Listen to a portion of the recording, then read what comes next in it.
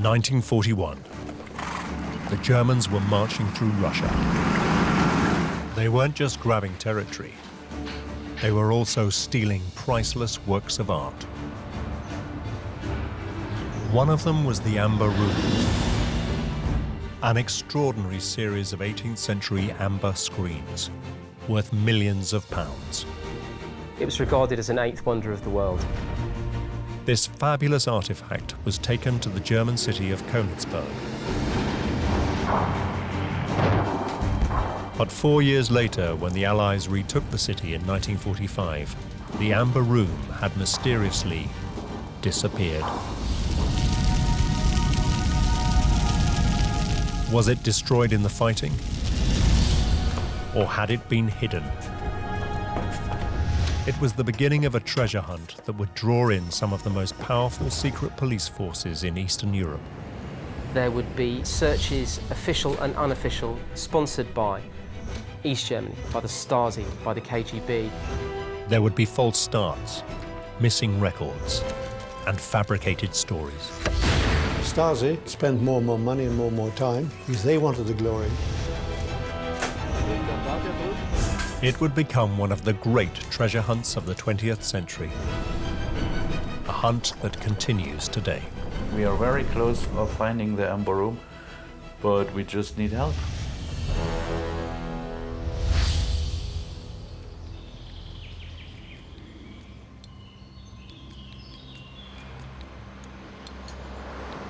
The Ore Mountains in southeast Germany. An area of wooded hillsides and disused mines.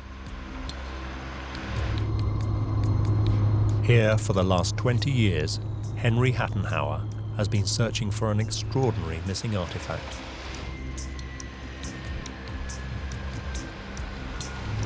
It's a looted Russian treasure that disappeared at the end of World War II, never to be seen again. Hattenhauer is convinced it's hidden in one of the region's derelict slate mines. We went to practically every mine in this county, no matter how old it was. I estimate that we have explored about 150 mines, more or less. Hattenhauer has kept a meticulous record of the search. It's so secretive, members of the team don't want to be identified. We even have our own surveyor team, if you're going to call it like that, drawing maps, measuring tunnels, measuring holes, everything. For his small group of treasure hunters, it's been painstaking and risky work. You cannot just walk in and open the tunnel where it is collapsed, because it's extremely dangerous and you need to secure yourself from falling stones. Yet after years of disappointment, Hattenhauer believes he has finally traced the missing treasure to one particular mine. If he's right, he could be on the brink of a monumental discovery. A 60-year search may be over. Hattenhauer may have found the legendary Amber Room.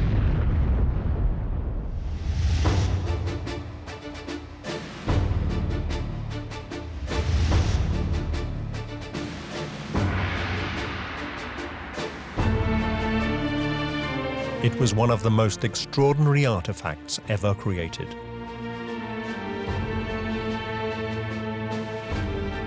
The so-called Amber Room was a series of panels lining a palatial chamber. The old Amber Room must have been absolutely glorious. Would have been a wondrous sight. Nothing on that scale had been attempted before. Some of it was carved in 3 dimensions, crowns and things. What made it absolutely astonishing was the incredible quality of the workmanship. This figure, I'm not sure whether he's carved in one piece or not, one single piece, because the arm is a different color to the rest of the body. This extraordinary creation was built by 18th century German craftsmen using millions of pieces of amber. And in the back here we have the mosaic, the background for the whole thing, where they have taken slices of amber and fitted them together so that they make this mosaic with no gaps. The whole thing is amber.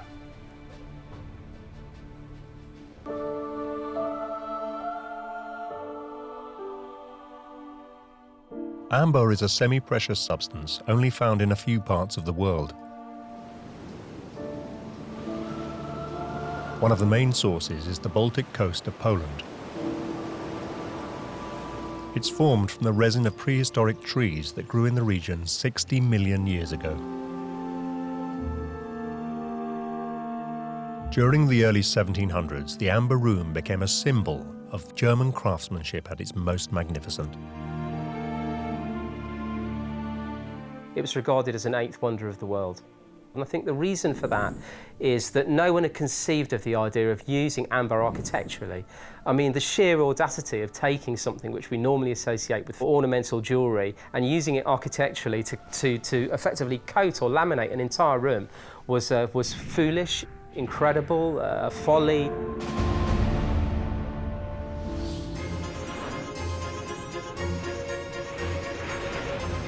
In 1716, this extraordinary artifact was presented by the Germans to one of the most powerful emperors of Europe, Peter the Great of Russia. He took it to St. Petersburg, where it was installed in his summer palace on the city's outskirts.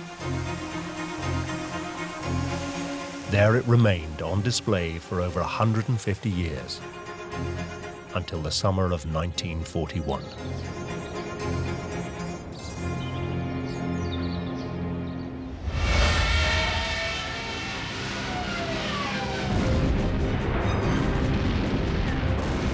In June that year, Hitler invaded Russia.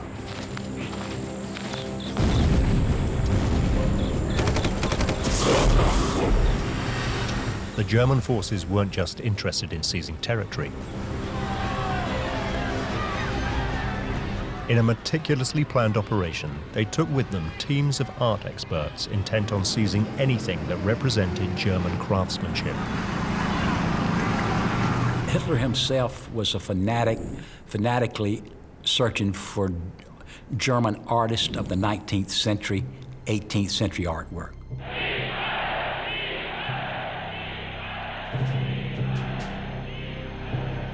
The Germans had a plan. This plan goes back many years prior to the invasion, when curators and cultural bureaucrats were sent out with travel guides. And they collated enormous lists of the treasures which would matter the most to the Third Reich.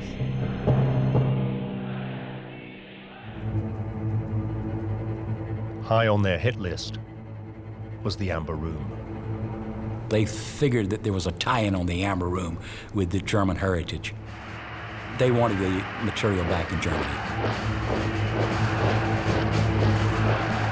For Nazis, the Amber Room represents German power, a time machine that took them back to the idea of Teutonic Knights, these forebears of Nazism and National Socialism.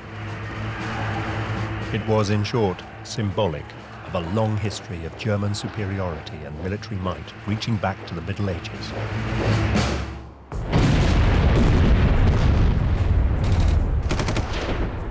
As the Germans now swept through Russia, Soviet curators found themselves in a race against time.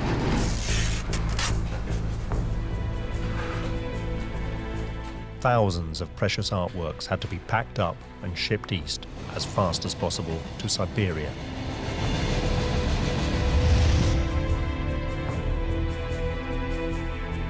But when they came to the Amber Room, they hit a problem. It seemed just too fragile to move. When the curators attempted to remove the amber from the backing boards, they discovered it would become completely brittle. It might have been possible to take it down without doing any damage, but it was a big risk. So instead, they decided to disguise the room as another room. They got cigarette papers, which was pretty much all curators had in their pockets, and they stuck it over the amber. The idea being that the cigarette papers would act as a band-aid to stop the fragile amber cracking. On top of the cigarette papers, they put cotton wool, which actually they pulled from cushions. On top of that, they then put sheeting and then wallpaper. It was the best they could do.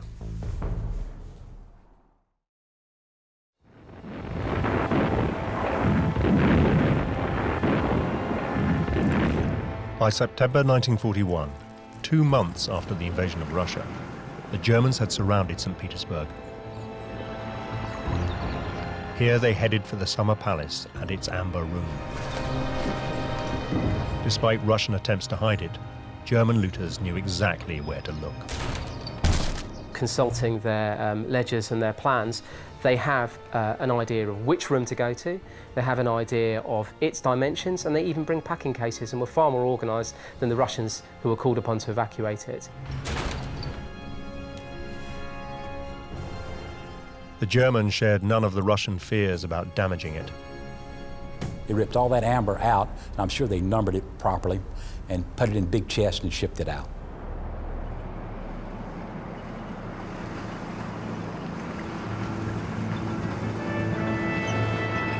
Within days, the Amber Room was on its way from St. Petersburg to the German city of Königsberg, known today as Kaliningrad. Here it was installed in the city's castle museum. This would be the last known resting place of the Amber Room. What happened to it next would be murky and controversial.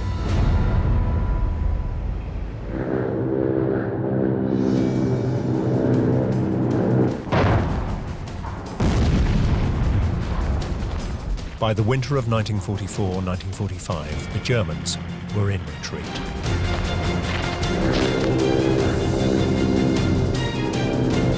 Allied planes bombed the German defences at Kaliningrad.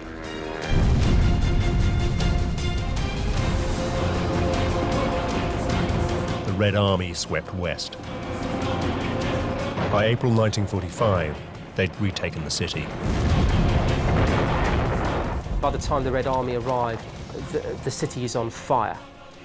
Its people are cowed and living in terror. And every Red Army soldier who arrived at this locus for Nazism wanted to destroy a bit of it.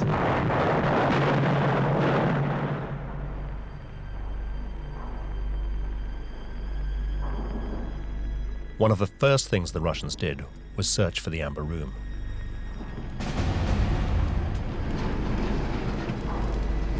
But as they scoured the city, it was nowhere to be found.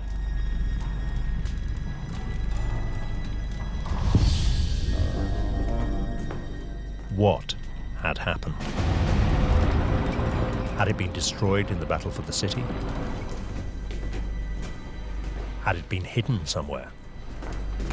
Or had the retreating Germans taken it with them? And if so, where?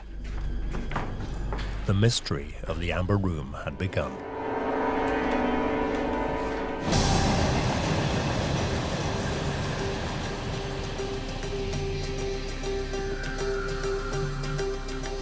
Spring 1946, and the Soviet Union sent teams of art experts to comb the rubble of Europe for their country's looted treasures. The Soviets had trophy brigades that went through and stripped every museum of every country they occupied.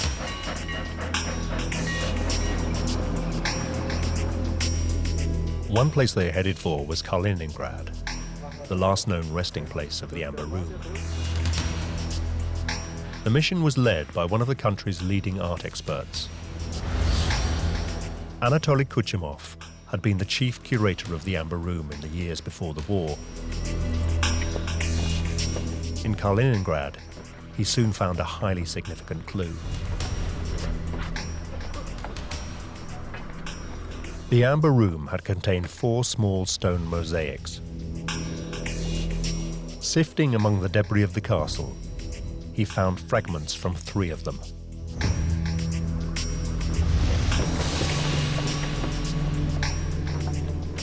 The 3, as it happened, were brittle, fire damaged, and when you touched them, they disintegrated. But the 4th was missing. Kuchumov couldn't even find fragments from the 4th mosaic. It must have been removed.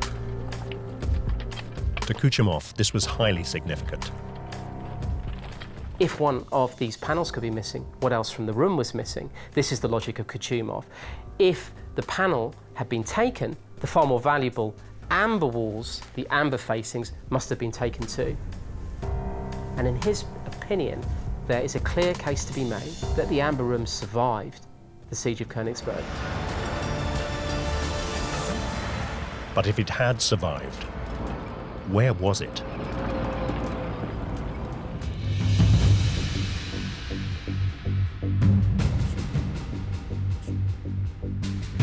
Kuchumov's inquiries took him back to the closing days of the war. Reports suggested that as Allied bombs fell, the amber room was hidden below ground.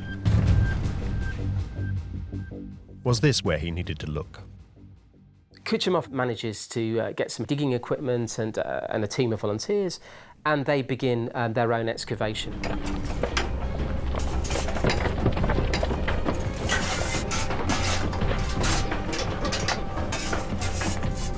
He worked incredibly hard over a very short space of time. They had divers diving into booby-trapped and flooded tunnels, many of whom were died as the tunnels were electrified by the Nazis before they left, and left with explosives in them.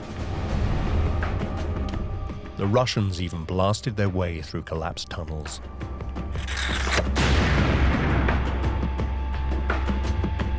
He broke through the foundations of various buildings to discover underground bunkers. He drained flooded cellars.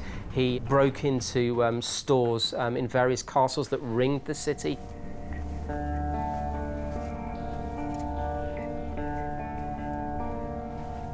But he could find nothing. The search for the Amber Room would become one of the great treasure hunts of the last half-century.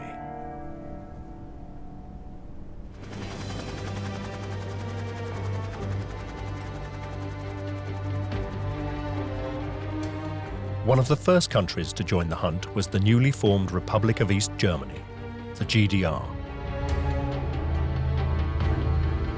This eastern part of Germany had been occupied by the Red Army in the closing months of the war and was now part of the Soviet Eastern Bloc.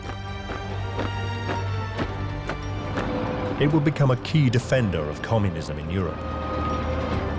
And to make sure there was no internal opposition, the authorities created a highly efficient secret police, the so-called Stasi.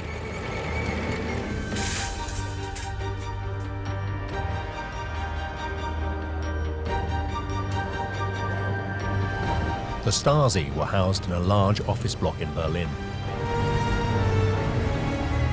Here they gathered information on millions of East German citizens.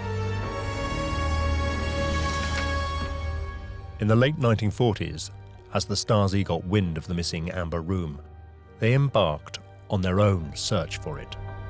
The GDR was very, very keen to look good in the eyes of Moscow. The communists in East Germany had a guilt complex about invading the first socialist country, the first communist country in the world, and many of them thought they should do something which would assuage that guilt. So therefore, when the Soviets wanted to find the Amber Room, it was natural for the GDR to say, yes, we will help you. Yet the Stasi weren't the only secret police force looking for the Amber Room.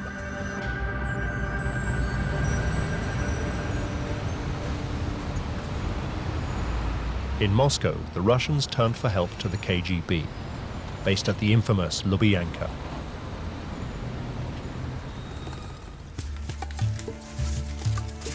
For the next 30 years, both the Russian and East German secret police would run separate searches for the Amber Room.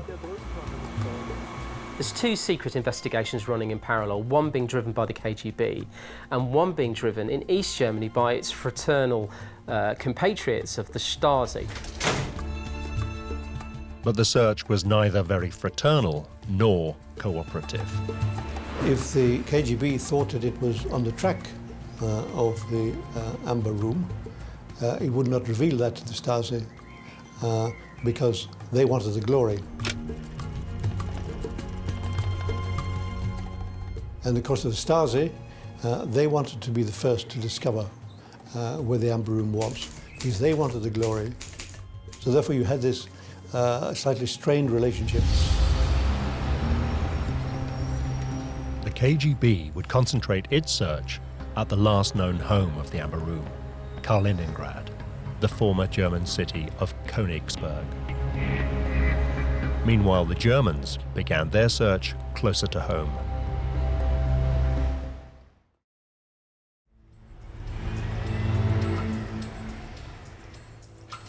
In Berlin, the Stasi's first clue came from a former Nazi officer.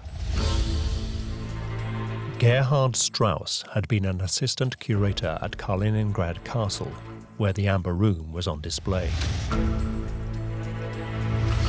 He explained that as Allied bombs fell and the Red Army edged ever closer to the city, he'd picked up rumours the Amber Room had been spirited to safety. Strauss had got hold of various papers and talked to the curator of the Amber Room, and in his mind there had been several key locations for where the Amber Room may be, one of which was Görlitz. Görlitz is a small German town which sits astride the German-Polish border.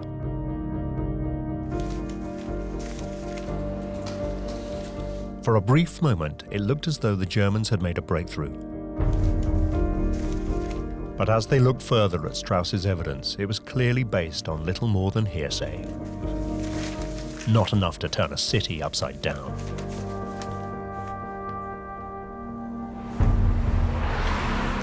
What they needed was something much firmer. But with no more clues to go on, it was time to try something new.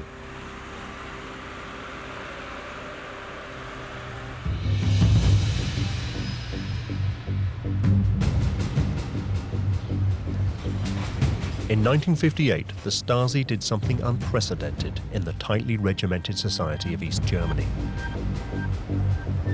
A regime notorious for its secrecy went public. In an article in the East German newspaper, Freie Welt, it made a public appeal for help. An appeal goes out. There are clues that lie with ordinary everyday people, and that now is the time for those clues to be gathered together in order that the search can reach critical mass.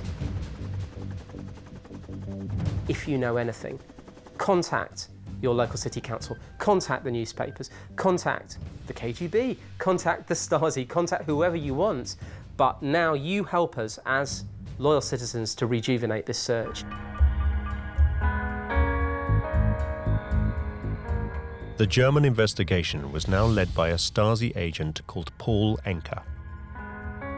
Paul Enke was a Nazi, a member of the Hitler Youth, captured by the Soviets and shipped off for re-education. Re-education which he embraced wholeheartedly, and then as assuredly as he'd been a member of the Hitler Youth, he became a colonel in the Stasi, a fully paid up member of the secret police.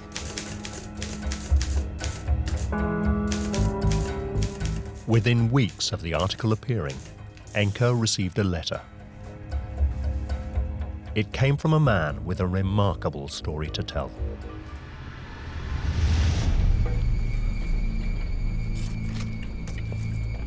The man, known by the codename Rudi Ringel, told Enke he'd been digging through rubble in the basement of the family home.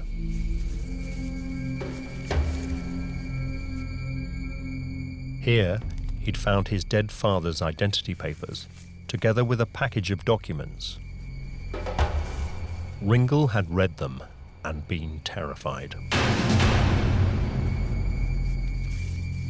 His father had been a member of the SS, Hitler's personal elite military force. In 1950s East Germany, such connections could mean serious trouble.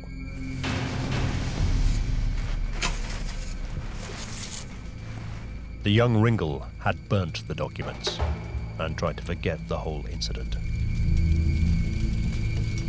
Now, 10 years later, the article in Freie Welt had reawoken the memory.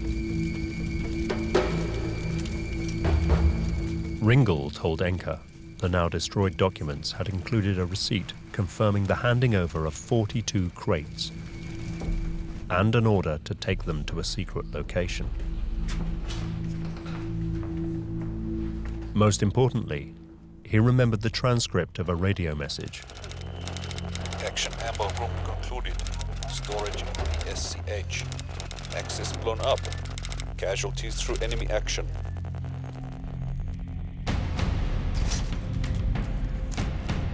Enke could hardly believe his luck.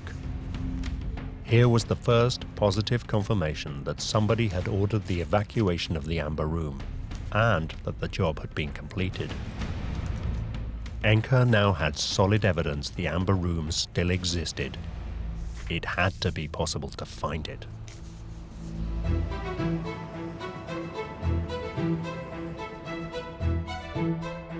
Digging further through Nazi files, Enke found documents suggesting the radio message had been sent from a small mining town in the Erzgebirge Mountains. The town was called Lengfeld. There were now 3 potential hiding places for the Amber Room. The Russians still believed it was hidden somewhere in Kaliningrad. German investigations had initially identified somewhere near the Polish border town of Görlitz. Now they suggested it might actually be near the German town of Lengfeld.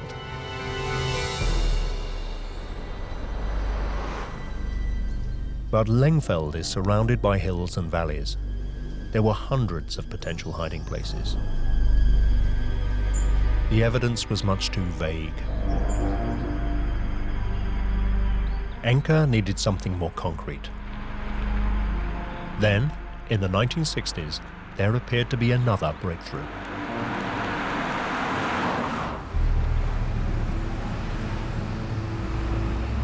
It came from the parallel investigation in Russia.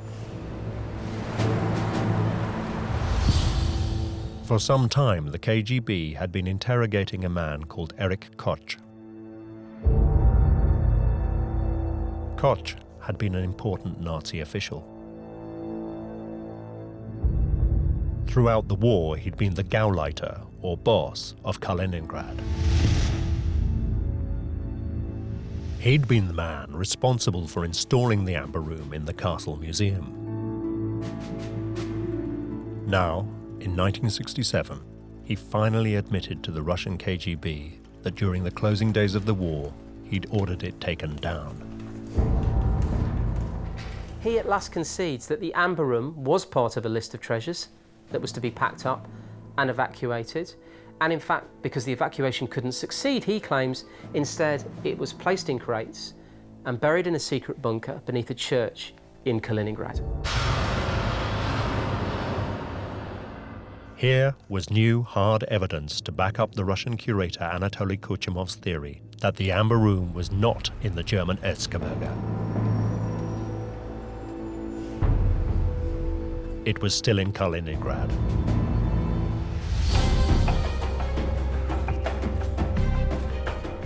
This evidence is leapt upon by the Soviets, who immediately requisitioned heavy digging equipment and volunteers, and they set out to turn the entire city upside down again.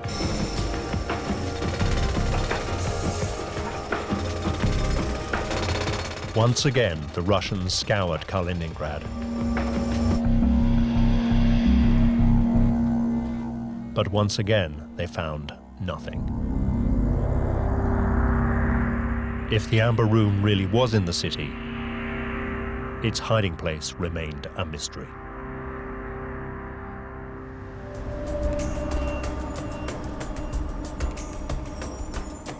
Meanwhile, back in East Germany, Paul Enke was still trying to firm up the evidence he had gathered. For 8 years, he'd drawn a blank. Then, in 1976, in the city of Weimar, Enke found records of Koch's personal hoard of looted art. Koch had been a major looter of Soviet artworks. The records suggested the hoard included 132 silver candelabra. The number was highly significant. It was exactly the same number of candelabra as had been in the Amber Room. Were they one and the same? Enke interviewed local people in Weimar. He gradually uncovered a new trail that suggested Koch had been lying to the KGB. One of the compelling stories that he reports on is an ambulance in which crates were loaded and that certain unknown but mysterious and incredibly valuable treasures under the auspices of the Red Cross, i.e. a neutral vehicle, a vehicle that wouldn't be attacked either by air or on the ground, fled Weimar carrying these treasures.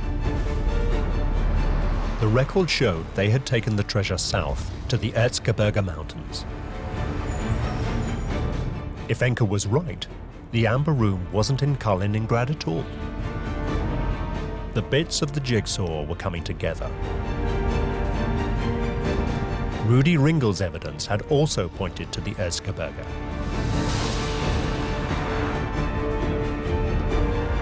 Enke was now convinced he finally knew just where to look for the Amber Room.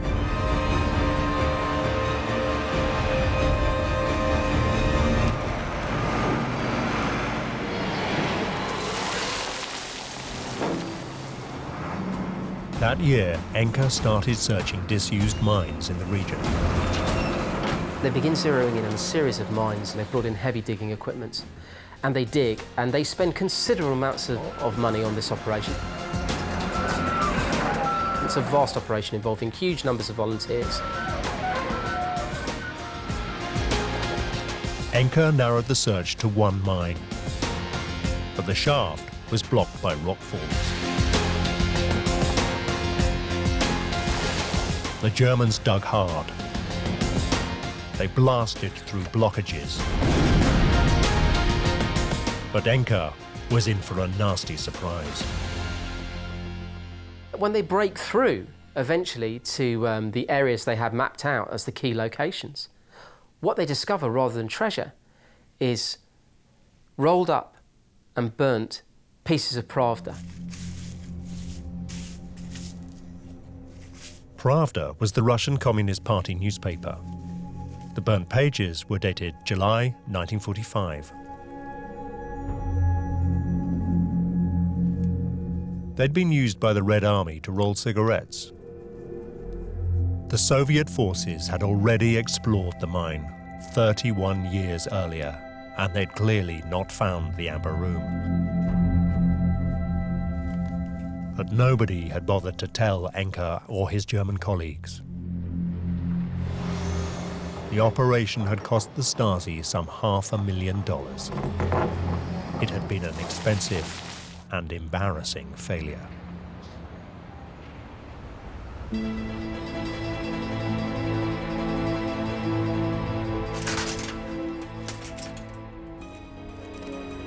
Back at headquarters, Enke's bosses ordered an investigation into what had gone wrong.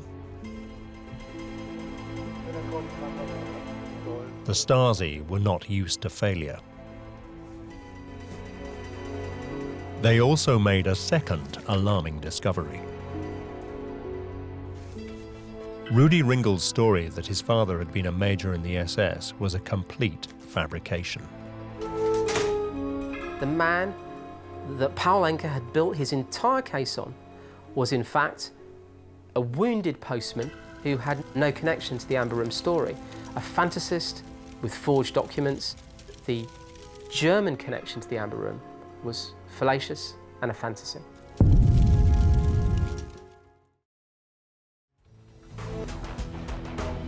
Yet incredibly, despite even this setback, the Stasi spent the next 10 years continuing to look for the Amber Room. Once the Stasi had started on the operation, they didn't give up. There was no concept of cost effectiveness. It was the objective which was important. And therefore, they would spend more and more money and more time, even though the end result may have been very, very meager, even though the chances of finding the Amber Room were very, very small. That didn't matter. In a communist system, you just kept on looking. In fact, the search would only end when something much bigger changed the entire world.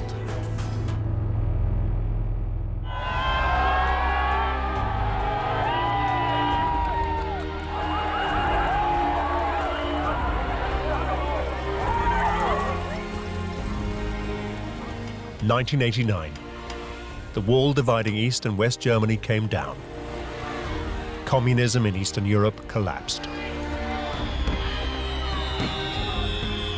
East and West Germany were reunited.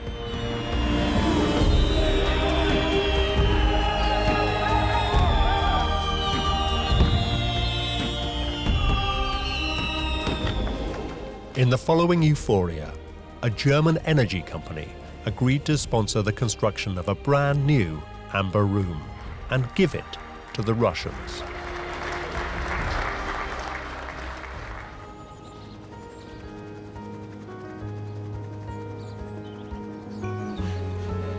It would be a massive undertaking. For a start, the art of amber carving had been virtually lost. They had craftsmen, but not the craftsmen that they'd had in times past. People hadn't been carving amber in that way for so long. The workmen had almost nothing to go on. They didn't know exactly how the room had been made. They had no colour photographs of it. They had to work out how thick the mosaics were. They had to work out how big the carvings were. They tried making panels and discarded them. Some of them they decided were simply wrong. And of course the big problem was the colour.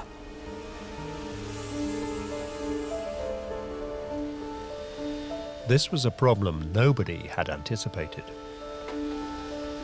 New amber tends to be sort of bright. If they just put Baltic amber, untreated, on the walls, the whole room would have looked lemon yellow. It would have been completely wrong. So they took one or two of the old caskets that they had from that time that would have aged in the same way, and they photographed them in black and white. Then they compared those black and white photographs with the black and white photographs they already had of the old amber room, and from that they worked out this grey is that tone on the casket, so a matching one would be that on the wall. And that's how they reconstructed it. Whether or not it's completely correct, of course, we don't know.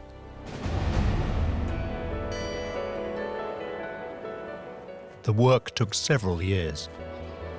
Finally, in 2002, amongst much pomp and circumstance, it was erected at its former home in the Summer Palace outside St. Petersburg.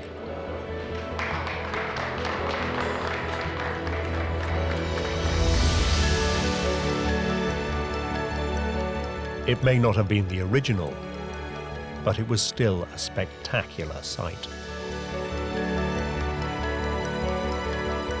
But despite this success, it left a big outstanding question. What had happened to the original amber room?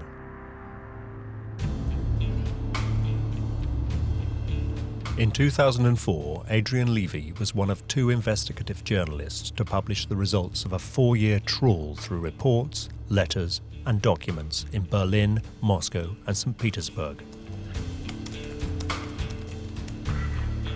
The investigation had taken him back to 1945 and the months just after the war.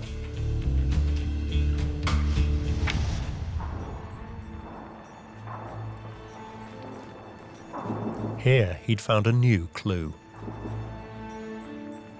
That summer, the Russians had dispatched a high-powered art expert to Königsberg to look for the amber room. Yet the visit had gone almost unrecorded.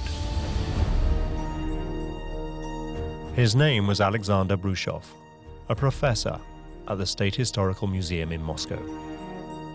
What staggered Brushov when he turned up in Königsberg was that there had been no attempt to secure the ruins of Königsberg Castle. to ring it, place a perimeter around it to protect treasures that were being stored in it. Slowly, Brusov had pieced together a chronology of events. Up until the surrender of Königsberg, the castle was intact. And yet, between the surrender in mid-April, the occupation by the end of May, when he arrives, the castle was torched. The big question was, had the Amber Room gone up with the castle? And if so, who had been responsible? Brusov reached an uncomfortable conclusion.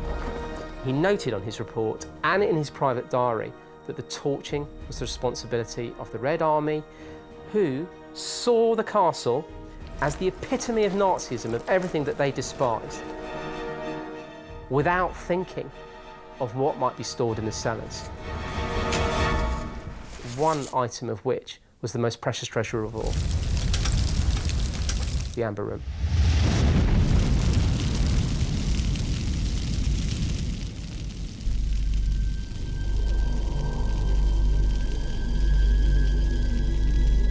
So the Russians themselves had destroyed the Amber Room. It had been a spectacular and embarrassing own goal. Brusov had solved the mystery in 1945. So why had the truth been kept a secret? Why had the Russians claimed it still existed? For Levy, the answer was simple. The thought that the Red Army had carelessly destroyed one of the country's most important artworks was not a notion the Soviet authorities could accept. So instead, they'd fabricated a new truth. The myth that the Amber Room had been saved but hidden was born.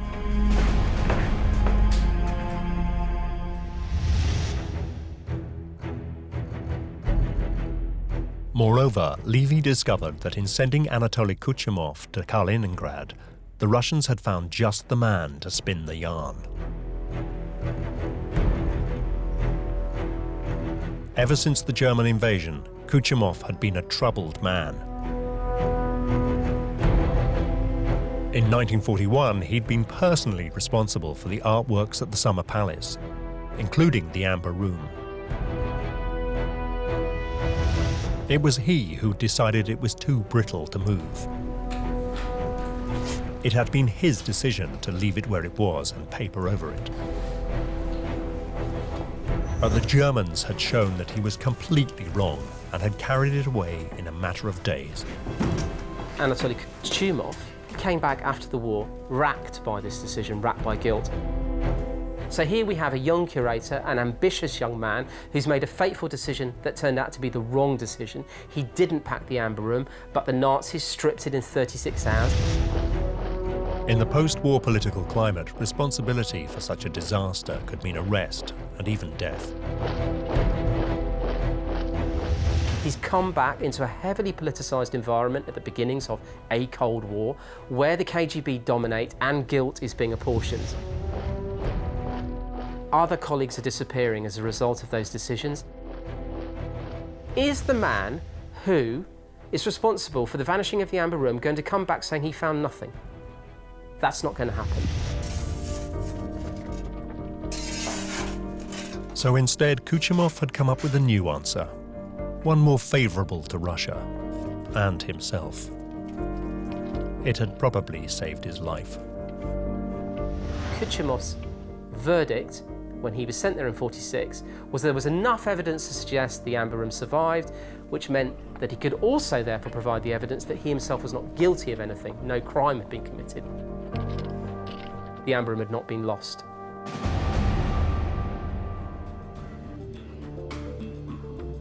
Levy had finally got to the bottom of the mystery. The search for the Amber Room had gone nowhere because it had been destroyed. But that hasn't stopped some people continuing to look for it.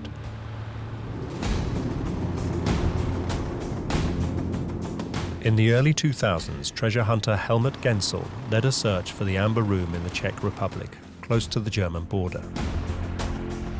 He claimed to have picked up rumours that heavy lorries had transported the amber room to a disused silver mine as the war was ending. Why, at the last days of the war, all these trucks would come here? There must be a reason. Meanwhile, across the border in Germany, where the mine has a second entrance, the local mayor also began digging. The measuring instruments showed some hollow space and metal objects. We want to check it now by drilling. Neither hunt has ever found anything. But one man is still hopeful. Deep in the Ore Mountains, Henry Hattenhauer is still chasing his dream of discovering the Amber Room.